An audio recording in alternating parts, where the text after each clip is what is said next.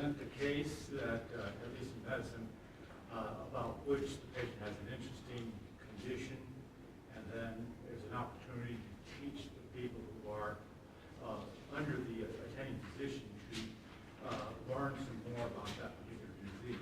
They can see it, they can examine the patient, all that. Exactly. Okay, so when you're looking at, from the medical field, you are looking at a disease. When one person has this disease, the surgeon, the doctor, or usually it's even a team, of course, examines the disease, and the person who has this disease studies it. They make a determination of what they're going to do, and then in the process of, surgery, medication, all that kind of stuff, they bring in students. Here's our case study on this particular disease, so that themselves and others can come in and look and see kind of what's going on. In the hopes of what? Why do it? Continuity for one reason, and another is for the purposes of teaching. So you're teaching, that definitely is the case.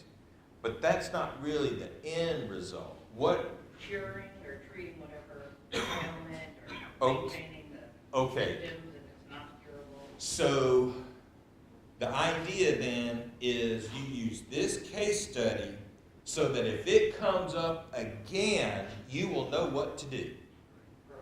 You will be more prepared to, oh, hey, we've seen this in this case study back here. Okay. The Bible is a book filled with case studies. Think of it like that. Because can the Bible, as one volume, and by the way, even though this is the Defending the Faith Bible, which is actually, for one volume, is actually quite large. There's a lot of extra material in here. This is still a very small book compared to, it doesn't matter what the area is. There are volumes and libraries that are filled with all kinds of case studies, research, words, just words, right? How big would this book have to be if every sin was talked about? That would be insane, wouldn't it? Why, the largest libraries in all the world wouldn't be able to hold all those books, would it? So what does God need to do? Well, all he needs to do is give us a case study, and then we can apply, just like in the medical field, in the field of psychology, in any helping field, it's filled with case studies, are they not? That's what the Bible is. And so you take the case study of one particular thing, and then you apply it to every time that situation occurs. And it will always work. Now, that's the difference between human case studies and God's case study, is that, it might not always work out because of other variables. So when we look at this and receiving what God gives, even though this particular situation is in the Old Testament, will it apply today? Yes, because case studies they are not concerned about what the law is. That's immaterial, because we are talking about principles, and principles are outside of the law. God's attributes, that's outside of the law, okay? And so that's what we have here. All right. If we were to, any thoughts, questions, ideas? Case studies? No? Okay. If we were to open up a concordance and we would look up the word to give, or, one of its derivatives, you would find that whenever this particular word is found in conjunction with something that God does or has done, It is used more in reference to the land of Canaan, which God gave to the descendants of Abraham, than with any other subject. Although the Old Testament mentions numerous things that God gave to the Israelites, manna, quail, water, rest, he gave them a lot. The gift of God cited most frequently, especially in Genesis through Joshua, that of course then would be, we would have to think of that as early Hebrew history, Genesis through Joshua, from Abraham to when the people then inhabited and took over the promised land.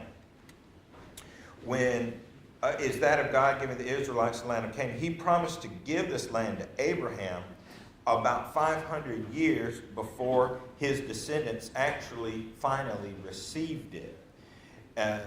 Various passages there in Genesis go to when God promised Abraham, I'll give unto thee. And so he was going to, well, and I will give it to your children. He was going to give to his children this land. And 500 years later, he made good on that promise. And so we're talking about, just a number of generations from Abraham receiving the promise to the children of Israel actually inhabiting and receiving the land of Canaan. While the Israelites were still in Egyptian bondage, God spoke to Moses. He said, I will bring you into the land which I swore to give to Abraham, Isaac, and Jacob, and I will give it you as a heritage. I am the Lord. After the exodus from Egypt, God instructed Moses to send 12 men to spy out the land of Canaan, which I am giving to the children of Israel. He wanted them to see the magnificence of the land, this land that God is going to give to them, that they are about to inhabit. He is preparing them, and he's basically saying, hey, look, this is a lot better than where you came from, and certainly the circumstances that you find yourselves in now. Because at that time, they had been in the wilderness about 2 years. So, if you've been in the wilderness for a couple of years, you're kind of ready to, and in a tent, by the way, you're kind of ready to settle down and be in a house and have green fields and things of that nature. It didn't turn out that way, though, did it? No, another 38 years before they actually went into the promised land. In the book of Leviticus, one can read where Jehovah gave the Israelites laws concerning leprosy, laws that he introduced by saying, when you have come into the land of Canaan, which I give you as a possession, there in Leviticus 14.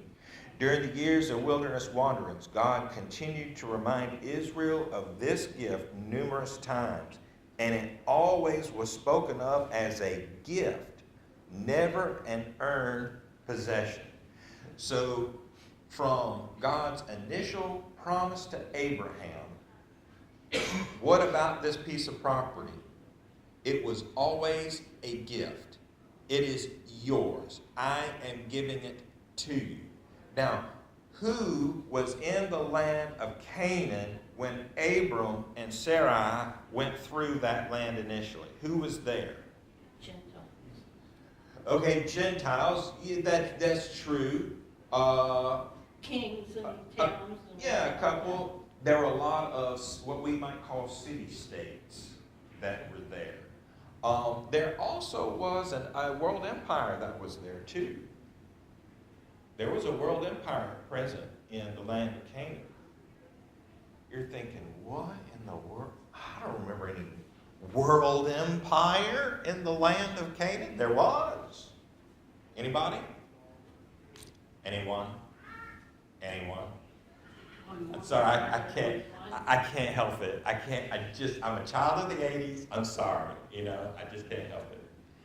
Anyone, it's Ben Stein. Okay, never mind. Okay. The Hittite nation was a world empire, the Hittite nation. They could actually had come down into the land of Canaan. So you have some city-states like Jericho. You have the Hittites that are part of this. You have he mentions it, the Jebusites, the Girgashites, all those ites that are there. So you do have a lot of different peoples that are in the land. But God says, look, I will give you this land. So even though there are all these peoples, and by the way, did they worship the God of heaven? No, they did not. But who was in control of that land? Was it the people who inhabited the land? No. Were they in control of the land? No, just because they lived there doesn't mean that they were in control of it. They were not. Who was in control of that land? Probably their gods. It changed the way they thought.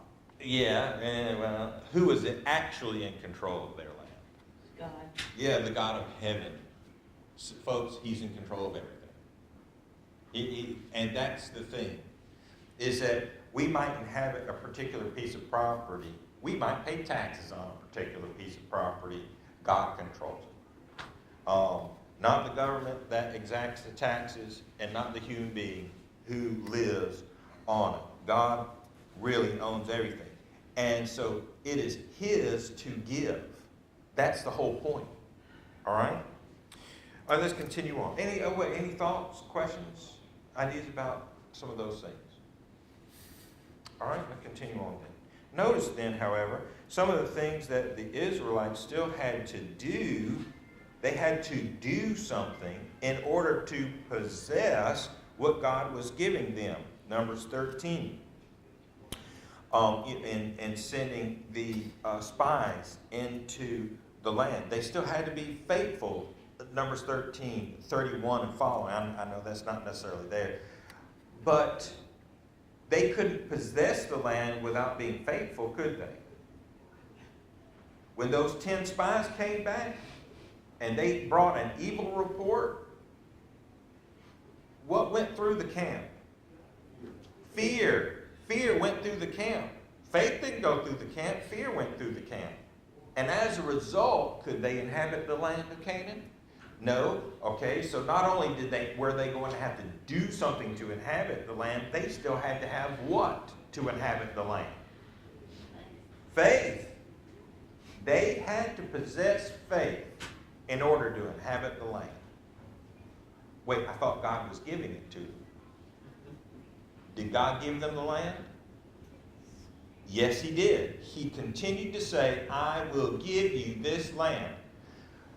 But when God gives something, or anybody gives you something, there might be conditions on accepting that gift.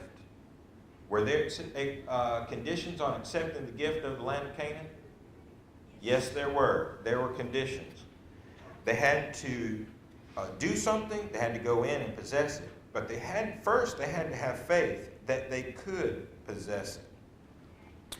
They prepared provisions. Joshua 1, they had to cross the Jordan River. They had to march around Jericho a bunch of times. There, Joshua 6, all of that they did with Jericho.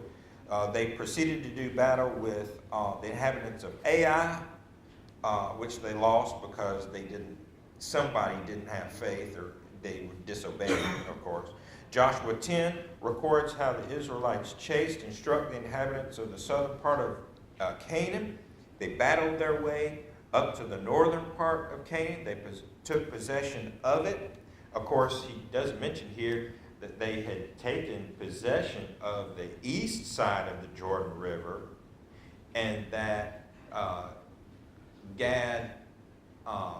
Reuben, Gad, and half tribe of Manasseh, all their warriors came over for 7 years. That's a 7-year stint.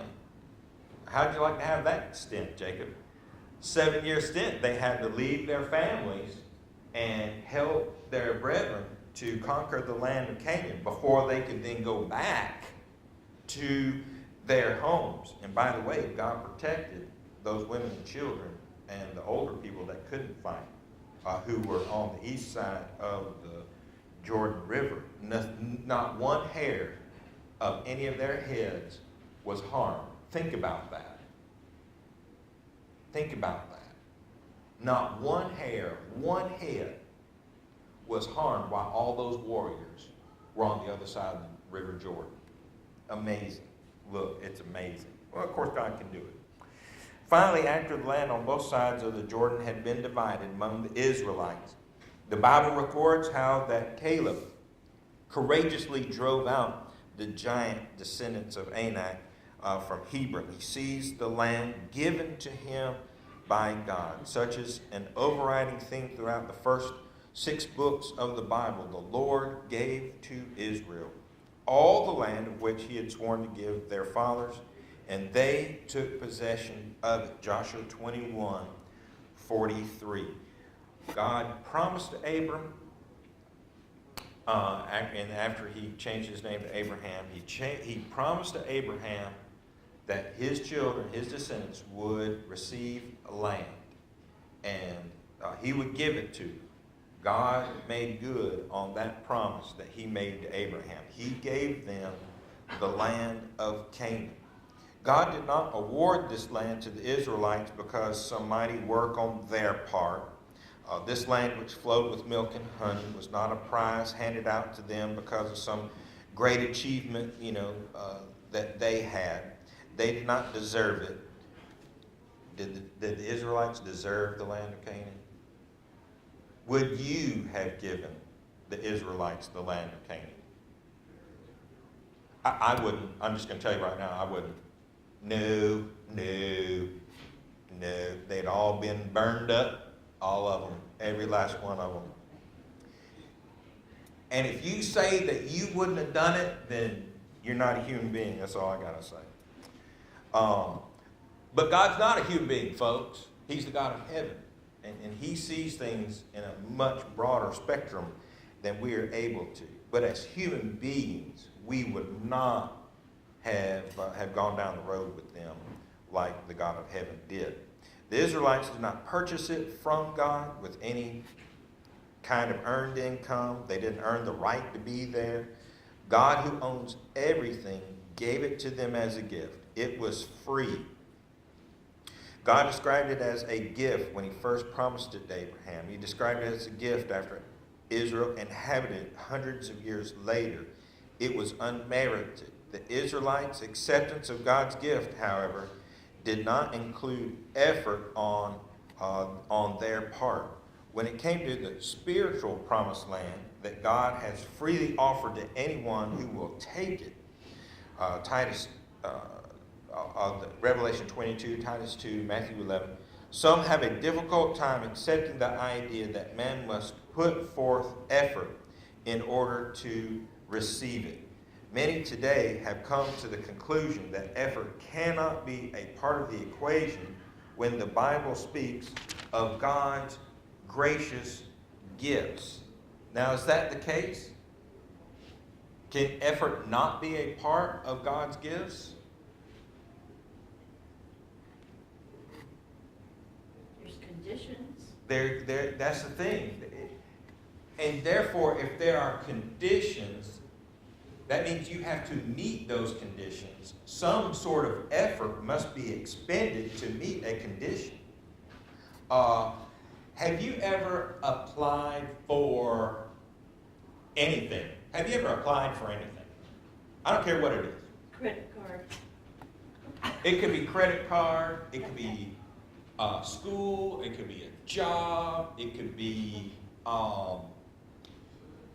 you're signing your life away to buy a house. Look, all of us as adults. Yes, sir. When you mentioned that, it made me think of the parable of the talents. You know what I'm saying? When you didn't do anything, look at what happened. But those that did do something, look at how God blessed them. Well, and you just made the point right there. That's exactly right.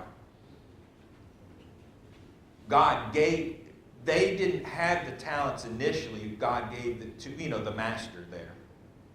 He gave it to them. And then they used that. They did something with it. They were faithful. And that's what a steward is. And that's really what that parable is all about, is being a faithful steward. But you're correct. They had to do something. Now, again, initially, did they deserve those talents that they received? No, they did not. But they were given those talents and then they used them correctly. When God gives us things, it's not that we deserve whatever it is that we are receiving from Him, but we are expected then to put forth some sort of effort. When, again, when we apply for anything, there's a lot of work involved in that, isn't there? I mean, just all kind of mental work, communications of all sorts have to occur. You might have to comply with various situations. It might even cost you money, even, right? To comply with whatever you are applying for that you are trying to receive. Especially if you were trying to receive a lot of money to purchase a house. You got to go through a lot of hoops, don't you, in order to do that. Some of those hoops kind of hurt too. But then finally you receive that money and you're able to purchase that house and a lot of those things in it that are very, very good. But you receive it. Not that it's earned, but that you comply with what the terms are. And that's what God's grace is all about. That we receive these things, but we do have to, it's not unreasonable that we put forth effort to reach our hand up to grab that which is given to us. Mika? I would go so far as saying, when we refer back to the scripture, faith without works is dead. Because even with the credit card example, you have faith that when you apply, that you're in good standing, right? You're going to get that credit card. But Right, yeah. that when you do get that credit card, that you're going to have this line of credit. But the thing of it is that we have to work our faith. Everything about Christianity is showing a demonstration of our faith. Mm-hmm. So if you don't work your faith, then it's the same as saying, I think what you are saying in terms of we have to put forth that effort. That effort means you have to do something, and action has to take place. And if that action doesn't take place, then you're idle. It's like faith without works is dead. What That's are you gonna right. do? You're gonna sit there and you're gonna just believe? Mm-hmm. What good is that? Right. The devil, the demons, they believe. Yeah, I was just going to say that verse 8 there, the demons believe also and tremble. But, that's not going to save them. And so a saving faith is different from just a mental idea that, yes, I believe in God, or I believe in what the Bible says. It's like the scribes and Pharisees of Jesus' day and the priests of Jesus' day. Many believed in him, but would not confess him, lest they be put out of the synagogue. See, they understood, yep, this is the Son of God. But I'm not going to put forth any effort to follow through with my faith. So that faith has to be accompanied with works, yes, that's true, but not just works, the right works. I can't just do something and say, God, accept this. It doesn't work like that either. You still have to comply with what the terms of the conditions are. Not just give whatever, I can't go to the bank asking for a loan and saying, yeah, I make $1 million a year. Sure. Is that going to fly with the mortgage company? No, it isn't. See, I could say it all day long, but I have to back that up with proof. And no proof make $1 million a year, right? Not whatsoever. Yes? I was just going to make an additional point going back to the parable of the men and the talents. Mm-hmm. The master gave him, one of them 5 talents. That's correct. And another one, I think it was either 2 or 3. It's 2. Okay, and then the last one just got 1. That's correct. And so it implies that there's some judgment on the master's side as to the capabilities of each of those. That's correct. Yes. Well, because the master knows everything. So he's able to make those decisions based on his knowledge, which is obviously far greater than the ones receiving those talents. But you're correct. So he does say, hey, I can give you more. But when he gives someone more, what does he expect? He expects to get more from that. So there's a lot more pressure put on, and by pressure I mean expectations put on that individual that has more and received more talents. But again, just because one received 5 talents, does that mean that he deserved to receive those 5 talents? Well, in the way he did, because he demonstrated that he was faithful in the things that he did. We don't deserve anything. And I guess in one sense, that is the case, that perhaps he demonstrated, I don't know how he would necessarily demonstrate that, though. I take it like this, Ricardo, that God is able to look on the heart and what the capabilities are of that individual. Because we all have different strengths and weaknesses, but God knows what those are. Okay, I know this individual can handle 5 talents. That's what I'm going to give him. He didn't deserve it, not at all. But that's what I am going to give him. This man has different strengths and weaknesses. He's not really able to handle 5 talents, but he can handle a little bit. He can't handle some things. I'm going to give him 2. But that's what I'm going to expect. I'm going to expect 2 more. And then the 1 talent man, well, his circumstances are such that he really only can handle 1. But instead of doing anything at all, which he chose not to do, he just hit it in the ground and did nothing with it. No works whatsoever. And the Lord was furious with him because he just didn't do anything with them at all. Mika?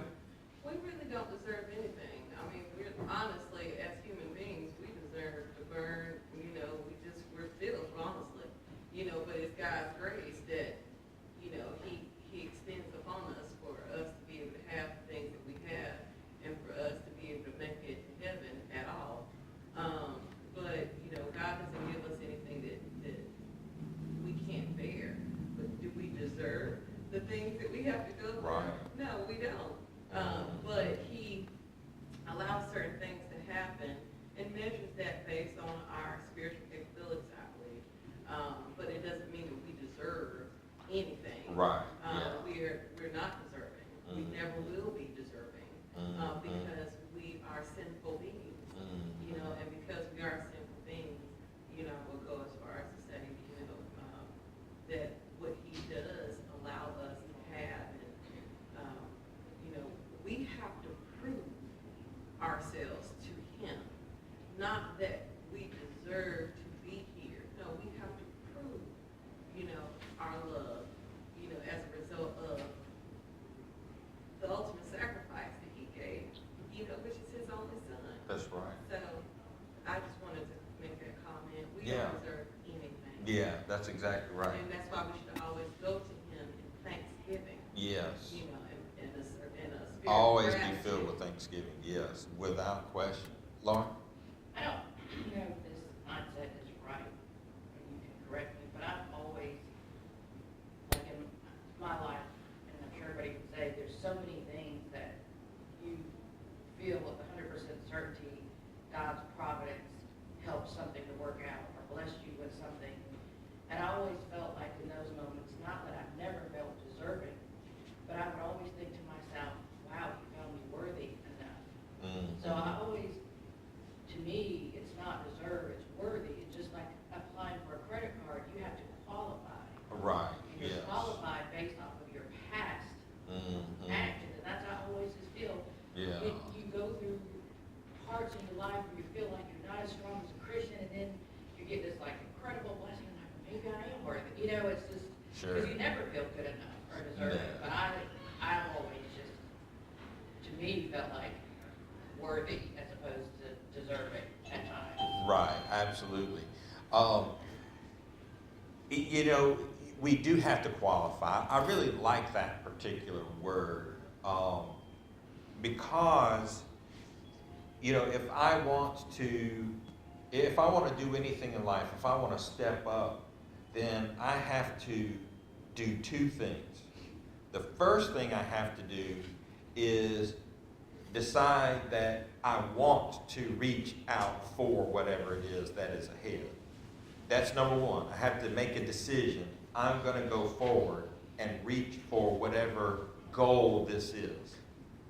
The second and equally as important part of this is I have to let go of any and everything that is holding me back or might hold me back from achieving that particular goal. And I have to do both of them at the same time. So, you know, you look back at the illustration of the dad who is telling Matt, he's holding his hands out, Matt, jump, you know. Matt, is he going to jump or not? He's got to leave the safety of whatever countertop he's on in order to jump in to Dad's arms, right? So when we want to do something for the Lord, when we want to be engaged in a particular work, when we want to really just even live life the way that He wants us to live it, I've got to leave what is holding me back that I think, and that's the problem, is we think that it's stable, but it really isn't. And jump into the Savior's arms. Because that's really where the safety is it not? The safety is in Him, not in whatever situation is holding us back. So from that point of view, we have to kind of jump in with that. Really appreciate all the wonderful comments there. Okay, let's get down to the last paragraph on the left side there, page 428. The New Testament leaves no doubt that the grandest of all gifts is salvation through Christ, a spiritual gift that was in God's mind before the foundation of the world. Oh, by the way, there was a march, the March for Life, up in D.C. Was that this week? Anyway, it was recently. Maybe it was Saturday. I don't remember. Anyway, March for Life was in D.C. And that's really great. Don't have a problem with that. But there, on a number of ladies, I saw some pictures of that. On a number of ladies' shirts, they had the greatest blessing was an unplanned pregnancy or something, and it was supposed to be, Jesus or whatever. Whereas perhaps, I'm only going to say perhaps, I might agree with the sentiment that is 100% false. Like 100% false. Why is that 100% false? Because that not only was it a planned pregnancy, it was the most planned pregnancy of all time. The mother's just completely unaware of that. Right, Mary was not like. She didn't know about Yeah. That's true.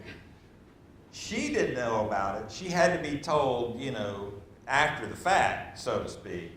Joseph definitely had to be told out after the fact.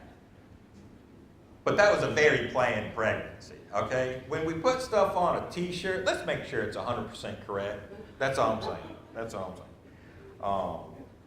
There were a lot of great sayings in that march, but that was, I couldn't get on board with that one. By the way, if we're marching or something like that, let's just leave Jesus out of it. What about that? Let's just leave Jesus out of it. That's probably a good idea. before the foundation of the world, blah, blah, blah, there we go, is not the result of any kind of meritorious work on the part of man. The Apostle Paul stressed this point several times in his writings.